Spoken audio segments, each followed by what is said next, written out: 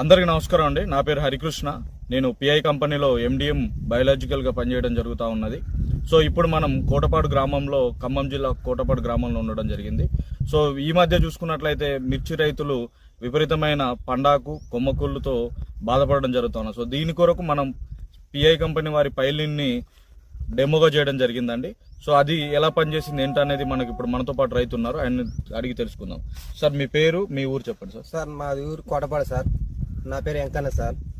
So ఎన్ని ఎకరాల మిర్చి పండిస్తున్నారు? 4 ఎకరాలు సార్. 4 ఎకరాలు. సో మీరు పైలిన్ని మేము స్ప్రే చేశాం కదా సార్, పైలిన్ కొట్టక ముందు మీ తోటలో ఏమి ఉండేదండి సార్? పైన కొట్టముందు సార్ మా దాంట్లో కొమ్మకులుడు విపరీతంగా ఉంది, పండాకు ఉంది సార్. పండాకు ఉంది, కొమ్మకులుడు ఉంది, ఎన్ని తెగులు లాగుంది సార్. పైలిన్ స్ప్రే చేసిన తర్వాత మీకు ఏమి కనిపించింది సార్ రిజల్ట్? కొమ్మకులుడు కంట్రోల్ అయింది సార్, పండాకు చాలా కంట్రోల్ అయింది సార్.